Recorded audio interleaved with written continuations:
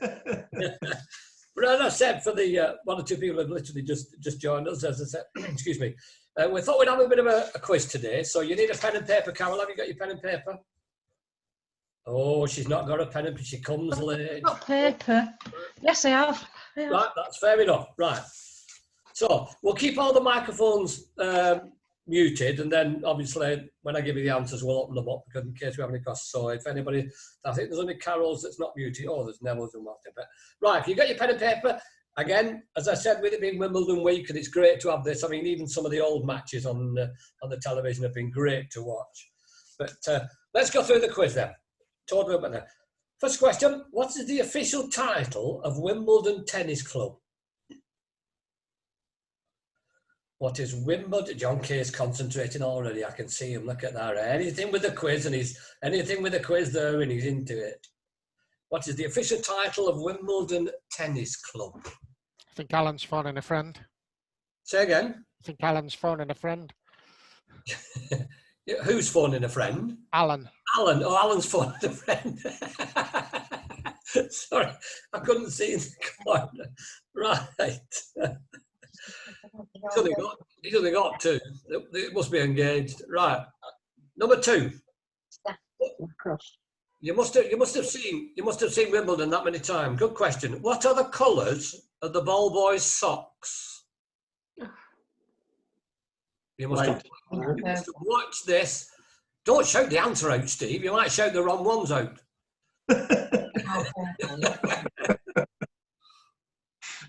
I think we're going to have to mute it. Can we mute Mags and Steve's? Or can you? The only reason I'm saying that is because as there's two of you there, you might want to discuss the answer.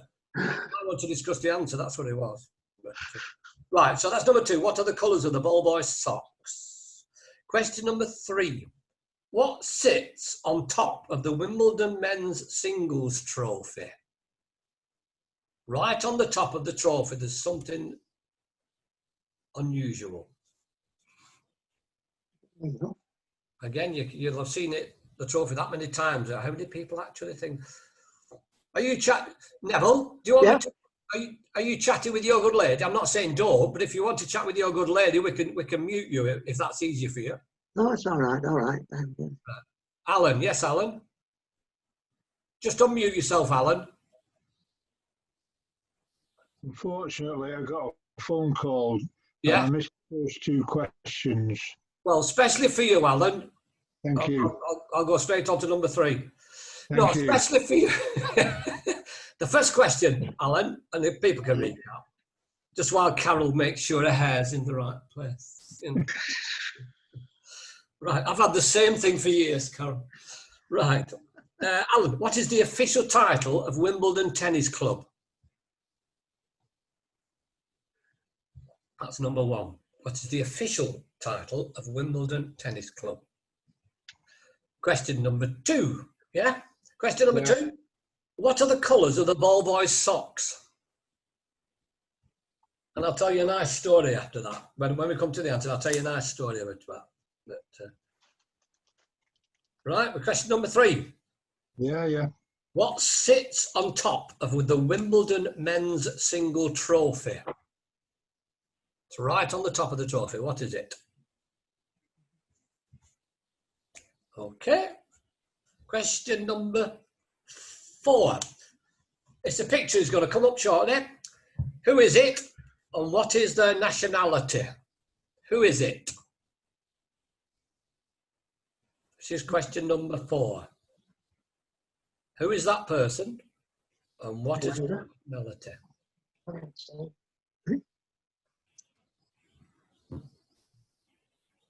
See the concentration here. It's wonderful, this. It's great. I can shut everybody up. It's wonderful. That's question number four. Question number five. How often do they... Can't see it. We turned it off now. Has everybody seen it? Everybody happy with the photo? Or did they want another look? Yeah? Everybody right? Question number five. How often... No, can't see it, Norman. Who's talking? Who said can't see it? I was Bill. Oh, Bill. Bill Yates. Yeah, could you not see that? I'll put it on again now. Can you see that? Bill? No. Right. He keeps coming on and going off, Norman, all the time. I don't know what connection or what, but Yeah. anyway, it doesn't matter. Crash on. All right. Well, the prize is only a free cruise. Down the ship canal, probably. Right, so we'll keep going. So, right. Number 5, how often do they change the tennis balls in a match? When they obviously new balls, how often do they change the tennis balls? The Wimbledon tennis match.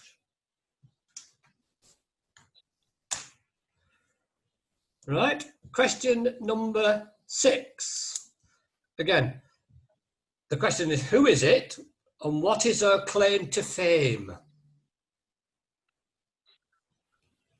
Who is this and what is her claim to fame? We're talking Wimbledon, of course. That's the Wimbledon trophy. That's a Wimbledon trophy.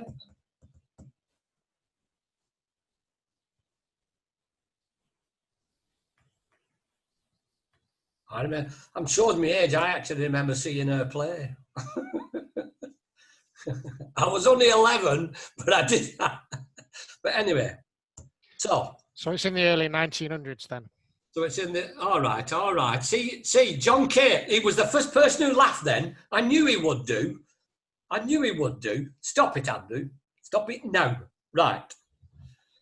Okay, that was number 6. Number 7, who in 1985 became the first unseeded player to win the Wimbledon men's singles? Who in 1985 became the first unseeded player to win the Wimbledon men's singles title?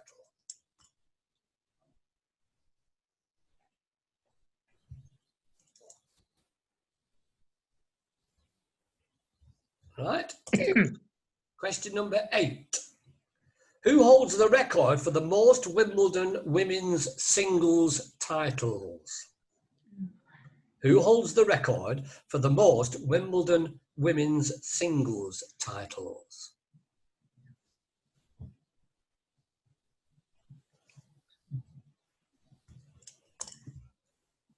That was number 8. Question number 9. We've got another picture. Who is this and what is their nationality?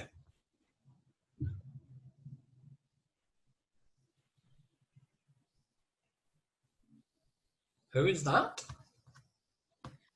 Yeah. And what is her nationality? Right, moving on. Question number 10. Number 10, who is the president of the All England Club? Who is the president of the All England Club?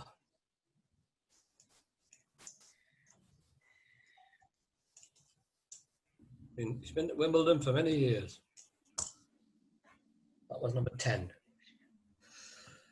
Right, this will test you, memory-wise. Which 2 women competed in an all-UK Wimbledon final in 1961? 2 UK women in the final. And I'll give you 2 points. I'll give you a point for each one.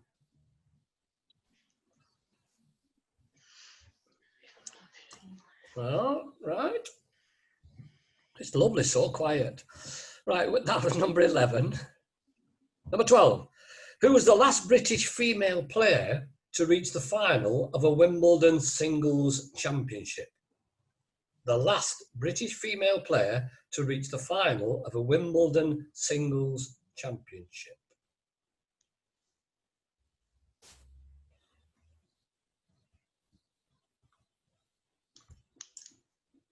Right. Number 12. I've got a couple of extra ones. Number 13, we might as well. It's a picture. The picture is, what is this stadium and where is it? We're obviously talking tennis.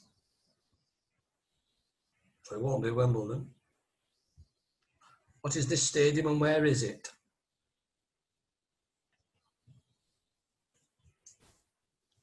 It's a great view too, isn't it? The only difficulty.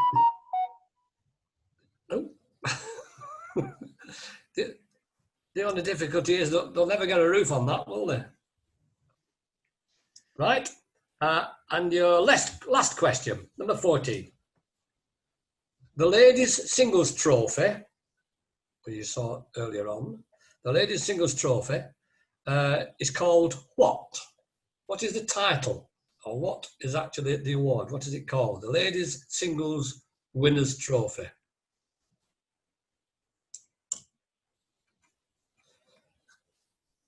I feel like a school teacher vigilating here, watching if anybody's, cheating and everybody. Right. So, does anybody want any question again?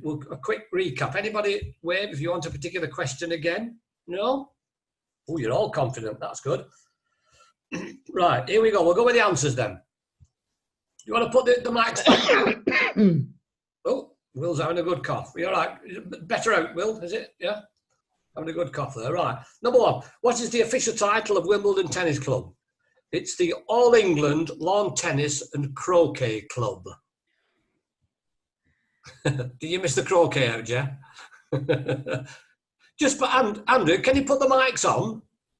Can you all unmute your microphones, and then we can have a little bit of atmosphere, I think. Do we get half for no croquet, Norman? Can we get half for lawn tennis? This was. On second thoughts, Andrew, shut the bugger. I keep forgetting where. Norman, come on, can't have it both ways. Yeah, they're right in your own job. Right, sorry, I keep thinking I'm on Radio Manchester. Right, it's the All England Lawn Tennis and Croquet Club. That's the full title. Number 2, what are the colours of the ball boys' socks? They're actually purple. The club colours are purple. Green, yeah. I put green, then I put blue, then green, and then crossed them both out and put purple. Yeah, just after he said it. No, just after my husband put a telly on and it's on. Oh, you think? It's not, honestly, it's not. Number 3, what sits on top of the Wimbledon men's singles trophy? Must be a strawberry. No, it's not. It's a pineapple. It's a pineapple. It's got a pineapple. The logical thing would be a strawberry because of strawberries and cream, but it isn't. And I must admit, I actually did some research. I was transfixed as to why a pineapple. And it seems that it's quite simple, really. A pineapple in the 1800s, when they started, 1886 was when they did the first Wimbledon, and it said the pineapple is a sign of wealth and hospitality. And in the 17th century, a large pineapple, this is true, a large pineapple was valued at around £6,000. An ordinary pineapple. And it was Louis the 15th and Catherine the Great. I literally bought these and gave them out, But it's supposed to be prosperity, basically. But anyway, so that was the singles round. Yeah. Number 4, can we show the picture? Who's this and what is their nationality? Stefan Edberg. Picture number 1. Andrew? Yeah. Stefan Edberg. It is Stefan Edberg. And what's his nationality? Swedish. Swedish he is, yes. Right, well done. Is that 1 or 2 points? Yeah, go on, 2 points. Yeah, because there's 2 sections. You can give yourself 2 points for that, yeah. Right. Number 5, how often do they change the tennis balls in a match? 9. Sorry? 9 games, is it? 7. 7. The actual answer is they change them every 9 games, except at the beginning when it's the first 7 games. And the reason they do that is because they knock up with the balls that they start the match with. So you must have that. That's the specific thing. It's every 9 games except at the beginning when it's 7 games. Okay? I'm being dominant now. I like it when I'm dominant.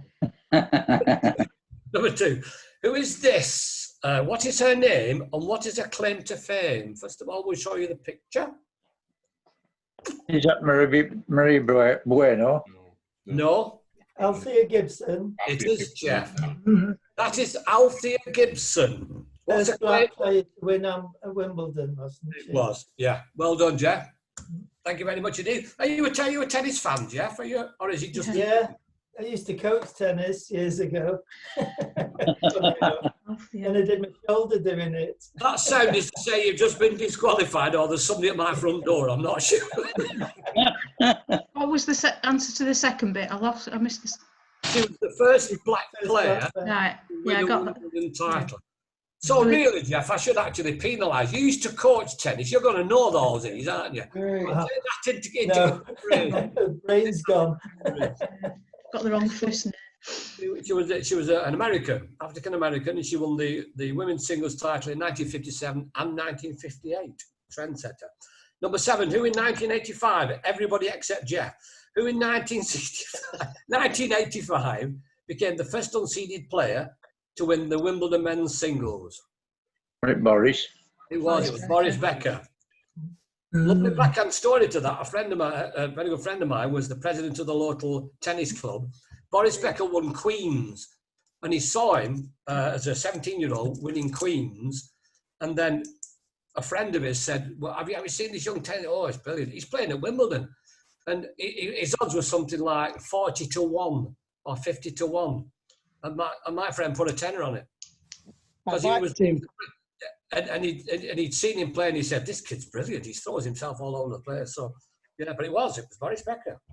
Number 8, who holds the record for the most Wimbledon women's singles titles? Billie Jean King. Nope. Margaret Serena. Smith. Margaret Smith. Nope. Nope. Serena Williams. Nope. Virginia Wade. Nope. Martina. It is. It's Martina Navratilova. Got Went for the wrong one again. Who won 9 titles. She's won 9 of the singles titles. Yes, Alan. Can you hear me? I was shouting that trouble over there. Did you not hear? You shouted what? You shouted Navratilova? Yeah, I just wondered if I was still muted. No, you're right. It's all right. I mean, I'm just doing this for the band to be. Yeah, that's fair enough. Fair enough.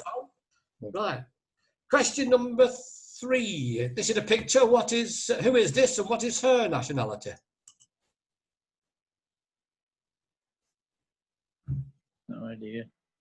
Maria Sharapova. Yes, it is. What's her nationality? Czech. Russian. She's Russian. Ooh. Yeah. Well done, you got that right. Again, just trivia. Oh, there's a badge. The national flag's on her top. Put it on again. Put it on again. I didn't know. Is that not the flag on her top? I don't know. Is that not the Russian flag? No. At top. No, that's the spon. That's the shirt. What logo is that for the shirt? I don't know. That bit. Near a waist. The other bit by your arm. Oh, the other bit. What, near a waist? No, the bit by your arm. By your arm. Well, obviously on the chest, but. Well, I've got. Is that not the Russian flag these days? Because obviously it's not the hammer and sickle anymore, is it? Oh, shut up, Carol. Just, you know. Honestly. Aren't you glad I came back from your walk? Yes, I'm really. No, we're not. When you were out. Right. And I must admit, in my own defence, I would not have been looking at that position. I would have been looking at her face and her stance, not where the badge was. Yeah, well. And Maria Sharapova. I was looking at some facts. You know how much prize money she won because she got suspended because of the dope the dope problem for 3 years, and then she got injured. Do you know how much money she won in prize money in the time she played? $38 million. And she got $18 million every year for her endorsement. And Andrew, where's Andrew, man? Andrew, tell us the lovely story. This is a true story, this is a true story. Go on, Andrew, tell me what you told me earlier on. Apparently in 2013, she founded a sweets and chocolate company and decided to change her name by default to Maria Sharapova for the duration of the US Open, purely as a marketing exercise. It never actually happened because she was injured and she didn't play in that tournament, but she was going to do it. So that's amazing, that, you know. Talk about dedication to your sport. But she was a good-looking girl, and obviously she's made a lot through the modelling as well. But that was Maria Sharapova. Number 10, who is the president of the All England Club? Duke of Kent. It is the Duke of Kent, Michael. Oh, straight in there, straight in, yeah. For the Duchess. Yeah, the Dutch. Yes, it's, as I said, it's the Duke of Kent. The chinless wonder, I call him, but never mind. Number 11, which two women competed in an all-UK Wimbledon final in 1961? John. No. Angela Mortimer. That's one. Angela Mortimer. Yeah, I'll give you one for Angela Mortimer. Who was the other one? Christine Truman. It was Christine Truman. Angela Mortimer and Christine Truman. Is that somebody's phone? I think it was Mike Breakwell's. He's turned it up. That's why I've been muted him. Right. Number 12. Who was the last British female player to reach the final of a Wimbledon singles championship? Virginia Wade. Virginia Wade. What year, John? 1977. Was in. So, excuse me, Carol. How long have you been gone, John? Please, there are other people joining in this game. Sorry. Yes, it was 1977, the Jubilee year, wasn't it? Which is a great one. Who did? All right, Tony. John. Who did she beat in the semi-final? In the semi-final, she beat Billie Jean King, I think. No. Carol. No, don't say anything yet, Carol. Anybody else know? Ken Duncan. I think Sue Barker. It was Sue Barker. I thought she's done well for herself. Good lass, hasn't she? Right, that was number 13. Number 14. Did you get 2 points for that? What, for saying Sue Barker? Yeah. No. Virginia Wade and Sue Barker. Sorry? Virginia Wade and Sue Barker. No. The question was who was the last British female player. It was just an incidental one I added on, Ken. All right. You're not playing golf now. It's the rules, all right. Take that to arbitration, Ken, if I were you. That's points, Ken. God likes a trier. It seemed a good idea when Keith McIntosh said, why don't we have a Wimbledon quiz? Thank you, Keith. Right. And the last, no, it's not the last one. Picture 4. What is this stadium and where is it? Is it New York? No, nope. It's the one for the French Open, I think, but I can't remember the name. Roland Garros. Roland Garros Stadium. Yeah. Yes. And I asked, where is it? Where is it? Paris. So there's a point for each of those. Right. Thank you very much indeed. And the last one.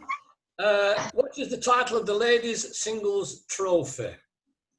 Is it the Virginia Rose Bowl? It's a something Rose Bowl, but I can't remember what the first bit is. Something Rose Bowl. I had to look it up as well, John, because I didn't look it up. Jeff, what is it? No idea. I thought I've got Rose Bowl, but I don't know what the other part is. It's not a bowl. It's not a ball. It was. I tell you what. Number 2. Picture number 2, Andrew. Let's have a look at it. Picture number 2 is the one with Althea Gibson. She was holding it. It's not a bowl. Plate. Rose plate. Yeah. Well, it's bigger than a plate. Yeah, you can take it out, Andrew. Dish. It's a dish. It was called the Venus Rosewater Dish. Rose. I've got Rosewater Dish. Rosewood. I didn't get the Venus bit. Venus Rosewater. You have to have the full time. Venus Rosewater Dish. And I looked up again, because this is the kind of research I do for my fellow people here, just to entertain you, why it was called the Rosewater Dish. And the reason in the 1800s, 1886, when this was first played for, it was prosperity. And what they used to do, the rich people, when they used to eat the food, the meat, with the fingers, and then the butler came round and they had a dish, and they used to pour rose water while they washed their hands into a dish. And so they said, well, we'll have to do something which talks about prosperity and stuff like that. And because it was a lady, it was a lady's trophy, they named it after Venus, because she was the top. the person who everybody did. So that's see, a bit of history for you as well there, wasn't it? So tot them up and we'll find out who the clever clogs are. So tot them up. So remember, there's 2 points for some of the answers as well. I'm going to have to work this out now. There's 1, 2, 3, 4, 5, 6, 7, 8, 9, 10, 11, 12, 13, 14, 15, 16, 17, 18. Anybody get 15 and upwards? 14? Jeff, yeah, I got Jeff's ruled out. So what do you? We don't want pros. He's out. I'm back out. Sorry, Jeff, we're going to have to rule out the pros. Oh, it's okay. So what did you get, by the way? How many did you get, Jeff? 16. 16. Oh, Which well done. two did you drop on, Kim? Which two did you drop? I dropped on The Venus rose water. pineapple, the rose water, and I had 7. You know. Oh yeah, for the tennis balls. I had 7. Yeah, that's a good one coming from a coach, isn't it? I know, a long time ago. Just because they've changed the colours of the balls doesn't mean they've changed the rules, Jeff. Now, come on. And that was noted. I don't know whether you watched the Sue Barker one, and it had Joe Jury playing on. And the first thing I noticed was the balls were white instead of the yellowy green one that they got. Yeah. How things change. Yeah. And if you watch some of the old games, how slow it was. Yeah. Even the men's, because they had the wooden rackets, and now it was it's amazing. You look at the pace of them now; it is. It's amazing. But anyway, so anybody got 14, 13, 12? Is my microphone working? Keep going. 11. Keep going. 10. It'll launch in a minute, Norman. And anybody get 10? No. Oh, 9. Oh, man. Oh, come on. All right. I must admit, I'm looking at some of the answers. I thought, man, I do a lot of quizzes, so I suppose with Jeopardy, with tennis, I knew a lot of them anyway. But no. We've got 11. Got to win it. Got 9. Oh, you got 11. Well, John, how many did you get? Oh, I'd have got 8. I thought you were gonna get. I thought I'm in here when you got to 10. I thought. I got 6, John. I thought I was doing well. So what we'll do with Carol next time, when we go to Chorley, we'll get a dish and we'll get some water and we'll pour some rose water over that. I pour it over Carol. Yes. You're all hurt. That was brilliant. That was brilliant. But I realise, I suppose, tennis is one of them. Tennis is a niche kind of sport, if I can use that expression. You either or you don't. Stop complaining, Mike. Middle class. Middle class? Bloody snobs. Oh, you're right. I didn't want to go that far, Ken. A discussion. You like go? When we do one in golf, there'll be 4 of us who are going to do it, aren't they, Mike? Right. The golf history is probably not that good. When we talk about, I was only thinking about just chatting about general subjects. We talk about the way the football's going at the moment. Just a general thing. Behind closed doors, how are people feeling it? I mean, obviously, it gives you a chance to watch your own teams as well, but do you think it worked? I mean, the principle of it, playing it to get the league finished, but are we happy with the way it's coming over on television, or do you like the crowd noises, or do you not like the crowd noises? Anybody, any comment? Yeah. Yeah, Definitely like the crowd noises. Yeah. I think the games are actually, some of them got very good. I mean, they didn't start off very well. No. But even the City one against Southampton, where there was nothing to play for, really, Southampton did really well. So I think some of the games have been very good. It was a good game despite the results. Yeah. Say again. Sorry, Carol, what were you saying? Yeah. I thought that was actually a good game, other than the result, obviously. But of course, the City supporter, sorry. Yeah. No, it was a good game, though. I mean, it was entertaining. But yeah, I think it's probably better. Obviously, you've got the option of either with the crowd noise or not. So, Has anybody watched it without the crowd noise? I did the other night. What was it like compared? probably, I think it probably is slightly better with the filtered noise in there. It is what it is. Yeah, I still don't compensate for not being there. But so, Alan, you were holding your hand up, Alan, because you said you obviously listened to it. So, again, as a mad keen football fan, how did you find it? First of all, I'm not keen on what I'm watching in an empty stadium. Yeah. And secondly, I did listen to the first couple of games with noise, and I thought, no, it's too false. And I just sooner listen to the players shouting. It's a different thing altogether when you hear players shouting and the commentators coming over and saying sorry about the language. I just think it makes the game, to be honest. Yeah. I suppose, from my I point of agree view. with you entirely. Yeah. Sorry, Carol, you were saying? I was just about to say, sort of, from my point of view, obviously I'm used to watching Chorley as well, so I'm sort of used to being up against the fence and listening to the players. So from that point of view, I probably prefer. I'm sort of more used to that than the sort of the piped in sound, as it were, sort of thing. So that probably sounds slightly more natural to me than the. Yeah, Colin. Yes, Colin. Yes, Norman. Have you noticed how brainwashed these players are? They still run to the corner flag when they've scored, don't they? I can't believe, Colin, it's a fair point, but I can't believe the amount of money they've spent to put these games on and to make sure everything is in place from a medical safety point of view. And the first thing you notice is the fact that the players are still thick enough to run towards the corner flag. But it is a very valid point, I must admit. Yeah, you're dead right. It's like the stadium announcers announcing the team when there's nobody in the ground. Well, it's, I suppose it's in case the people, in case they've missed it on the telly earlier on. But, excuse me, don't you feel, I've only watched a few games, I can't really get into them, but do you feel that because of the medical situation and contact and stuff like that, do you feel that a lot of the players are playing more open football? It seems to. Sorry, Will, did you want to say something, Will? Mr. Yates? I just want to ask you, Norman, what's your thoughts on your new manager? I know a new manager. I'll answer that in a second. It'll be a short answer because I've no idea. I've never watched Barrow. Well, they're the best team in our league. Yeah, they were. They were the best team. It was the best team in our league.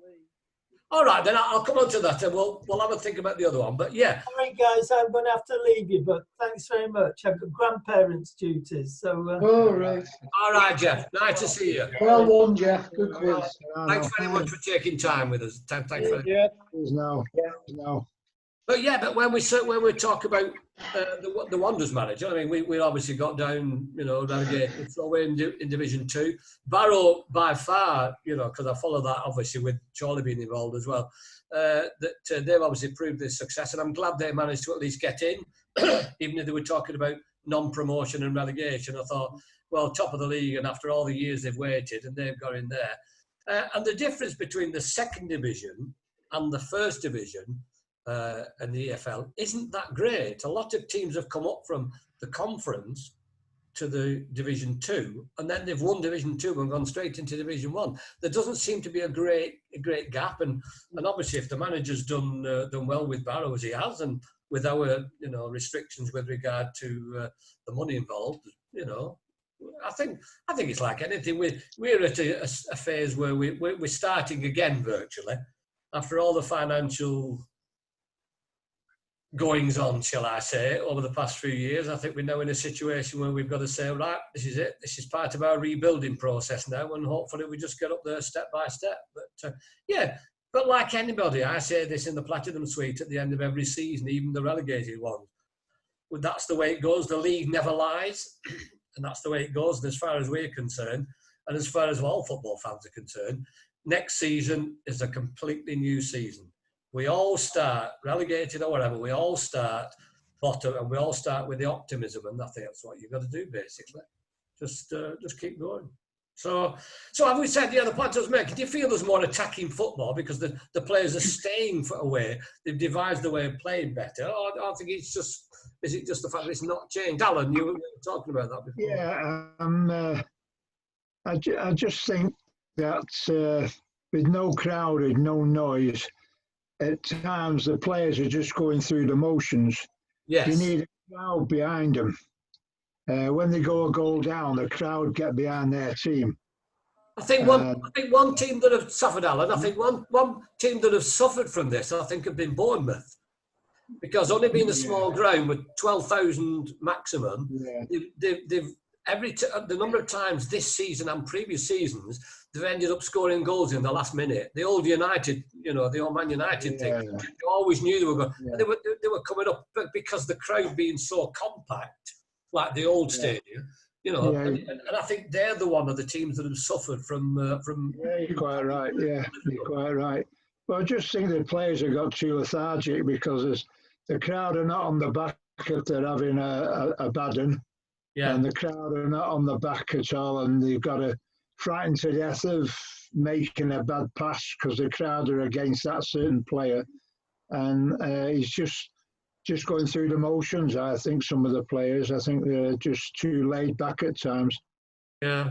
The argument against that surely is the fact you can have 5 substitutes now. So if they're not playing well, the manager will take them off, and they take off more players.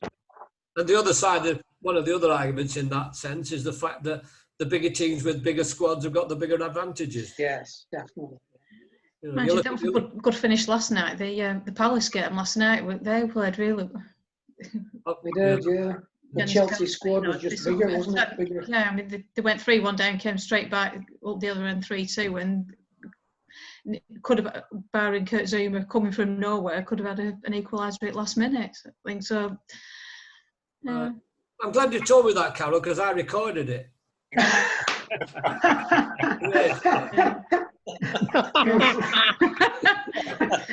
did but it does remind me of a situation where when we were with the Weavers, we were doing a gig one night and England were playing a World Cup game, and it was in the time, excuse me, when they had the VHS recorders, and you used to put it in and press it to record, and then when you got home, you found out you set it on the wrong channel or something like that. But on this particular occasion, as we're coming home in the van, we were all in the big van we had, and of course the news came on. Well, the result, we turned it off straight away. Don't want to listen to it because I want to watch it live. I don't want anybody to tell me what had gone on, and we kept away from that all night. And I got in, and I went in, and I looked at the telly. Yeah, it's set on the right channel. That's great. This is like 1:30 in the morning there. Right, yeah, right, that's lovely now. Have a cup of tea and a piece of toast. And my wife said, all right, yeah, right. She said, I said, just checked it. You didn't turn it over. You didn't mess with all this, did you? Because she's not a football fan. No, I didn't. No. I said, right. I said, are you watching it? I said, yeah, I'm watching it as live. She said, are you staying up watching it? I said, yeah. Oh, you're not staying up all that time for no goals. And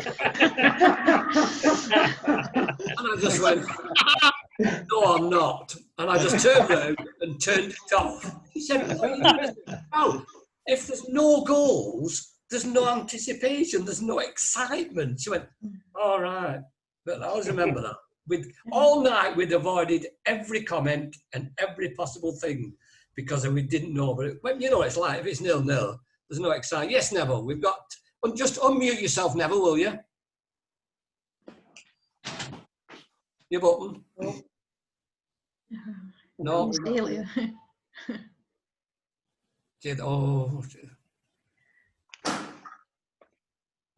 We just press the unmute button. Yes, you're right. It's a good job. It's a good job you've got staff there, isn't it, Neville? Oh, yes, I rely heavily on the staff. I give them good credit, though, good credit.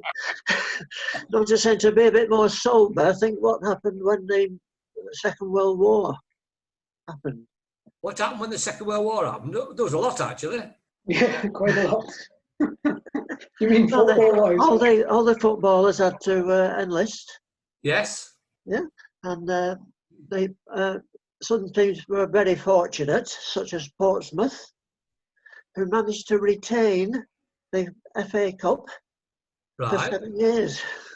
Oh, right. Oh, for all them years. For all them years. When you mentioned about the famous story of Bolton Wanderers, of course, was the Bolton team when it was announced that war had been declared, and Harry Goslin, the captain, one of our great players in the history, excuse me, announced that they would all go and they would all sign on. And at the end of the game, they all went down to the Territorial Army and they all signed on. I think it was the First World War, wasn't it? First World War it was, no, yeah. First World War, and they all signed on. And they all went, because they used to have the days, I think, when was it called the Lancashire Pals and the Accrington Pals? Yeah. Yes, Pals, yeah. It was all the towns and all the villages, and they all went, and they were all mates, and they all went together, and it was a similar situation. And the sad thing is, the ironic thing is, when they came back, everybody that came back in the Bolton Wanderers side, obviously, they all came back except one player, and that was Harry Goslin. And he was the one who, at the end of the game, he stood in the middle of the pitch and he made a speech and said, we're here, we're all get together, we are going to do our duty. And they literally went straight off. But yeah, but going back to the other thing, yeah, at least Portsmouth held the trophy for 7 years. That'd be a good trivia question, that, wouldn't it? Which team were held on to the FA Cup for 7 years? 7 times. Norman. Yes, Alan. Good point Neville made there. I use that question myself a lot of times. But a question I'd like to throw out, Portsmouth, yeah, they won the FA Cup, held it for 7 years, but who was the team that won the First Division Championship and held that on for 7 years? Round about that, or it must be a war now, one. Would that be the First World War or Second World War? Second World War. The same team won it just before the start of the First World War and won it again just before the Second World War. Right. Well, it's got to be one of the old teams. Arsenal. No, I don't think it was any of the big. It was any of the big. Colin, are you waving that because you want to say something? Are you just... I am, Norman. Yes. I was just going to say when we talked about signing on the football players, a lot of, I can't give you the names without looking in my research, but when I was researching Leyland Motors footballers, yeah, a lot of them obviously had to give up football, but they went to work at Leyland Motors. Yes. Yeah. They weren't going to war, they were building tanks and things. And they were able to play football. And a lot of them played every other week for quite famous teams. They might have played for Manchester United 1 week and Liverpool week after. Yeah. Leyland Motors week after that. Yeah, it was quite incredible, really. They only played one game for these famous, but they were playing every week while they were still working. Yeah, it was a matter of, obviously, in the war situation and the wars in them years, it was played, all that was going on in Europe or whatever, and therefore it didn't affect a lot of the people with regard to the way of life. With regard to the football, they could still go to the football because the government still deemed it safe and to keep the morale up, didn't they, really? That's right. But Bolton, the highest finish Bolton have had in the league was just before the Second World War started. I think we were second or third with Blackpool. Blackpool were top, weren't they, when the league was suspended? They were what, love? Blackpool were top when the league was suspended for the Second World War. Yeah, and we were second or third. That's the highest we've ever been. And it took a world war to stop us getting above Blackpool. I don't mind the Stanley Matthews Cup final being thrown at me. when we can't beat Blackpool and go top because of the Second World War, I think that's a bit much. That just one of those things, But anybody else want to make it? Time's getting on as it usually is anyway. But I don't know what the answer is to Alan's question. Yeah. Yes, I'm sorry. Yeah, we did it. It was Colin. What were you waving, Colin? It was a fly swatter. Turnet. Fly swatter. Well, Keith said many a times, Passy, there's no flies on Passy. Yeah. Now we know why. So Alan, what was the answer? Everton. Everton. Right. Is it true? You're into your trivia, and is it true that Everton have never been relegated from the First Division? No, they haven't been relegated. No. Yeah, I think are they the only team, or Arsenal might be the other one? I don't know. Arsenal's the longest version in the top league, and then Everton are second. In the 80s, they were very close to getting relegated. They escaped by 1 point. Right. I think they beat Wimbledon on the last day of the season, and that 1 point saved them from going down. Right. So Shades of Manchester City there, Carol. Shades of Manchester City, the old City. No, we just went down. Whenever we had to win get anything on the last game, we went down. But yeah, I'm going to come back. I'm going to come to Keith a bit to wind up, just to tell us about next week. But I think I've mentioned this before. Our claim to fame with Bolton Wanderers and our trivia question, you've probably used this, Alan, which is the team who've spent more seasons in the top flight and never won it. All right. And it's Bolton Wanderers. Bolton Wanderers, yeah. 74 seasons we've spent in the top flight and we've never won it. And I think it will be another 74 before we get near it. Don't worry, we'd take that as a Preston North End fan. Did you have a good round of golf today, Mike? Have you come in with a bit of a bite here? We're playing tonight as well. Oh yes, you are, aren't you? Sheffield Wednesday away. Right, that won't be an easy game, will it? Well, we have to get a win to get above Blackburn. I couldn't believe Blackburn won last night against Cardiff. Unbelievable. It's a great win. Michael. I can. Michael, stop it. I can. Look what you've started off. Stop it now. We're all friends here. Even Janet is smiling through gritted teeth. Go on, you've got to come back now, Janet. You usually sit there most of the time. What are you writing about your own season? You're actually sneaking up a little bit here now, aren't you? They're not going to do anything. They're not going to get into the playoffs. No. But it's nice. It's nice to know that the teams, the ones that are in mid-table, as we used to say years ago, in mid-table, you used to play to, you're thinking of the stuff like that. I know it's different now, but. But Rovers, do you reckon they've done had a good season, a relatively good season? Yeah, as long as we're not round the bottom part of the season, it's a good season. Yeah. And as long as they start next season well and don't, get a few points on the board, that'll be fine. It's no fun watching your team when they're constantly at the bottom. Well, the mental side of that, I remember Sam Allardyce years ago we were having a chat about it, and he was saying, he always says to the team, we need a good start, because after about 7 or 8 games, if you're in the bottom 3, you're thinking, oh, here we go, we've got a problem mentally. And then even if you win your game, you get straight into the dressing room, and the first thing you do is to check whether the teams below you have won, because if they have, then you're still in the same position. So it becomes a mental battle all year, doesn't it? Yeah, they've got to get motivated in the middle of winter to want to go and watch them. Come on, if you're a true fan, you would do that, wouldn't you, Janet? If you're a true fan. The number of times I've sat there in the middle of winter thinking, what the am I doing here? Well, I've followed the Wanderers for years, and since we went into the Reebok Stadium, as it was, 1999, and I get there, and then we've had our good times. It's been great. When we've had our bad times, I've felt very similar to you when I'm sitting there in the Platinum Suite with a cup of tea and a sandwich in a nice position, nice and warm, and it's freezing cold outside thinking, why am I sat here?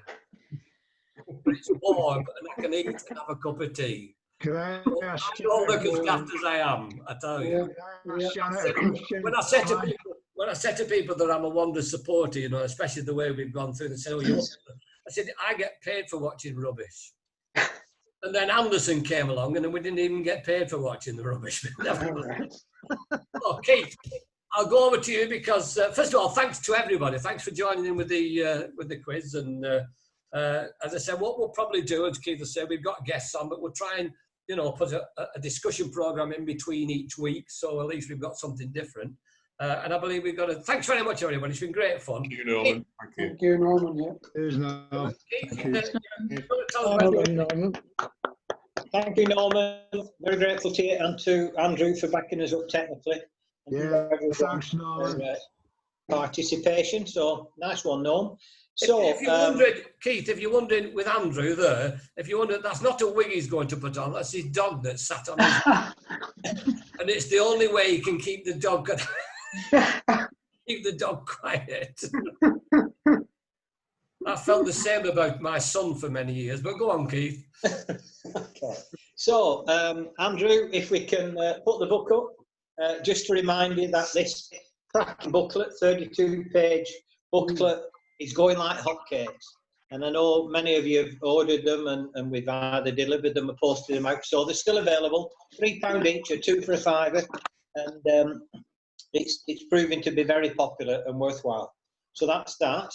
And just, okay, thank you for that, Andrew. That's good. Thanks very much, everybody. Cheers, everybody. Bye-bye. Thank you, Norman.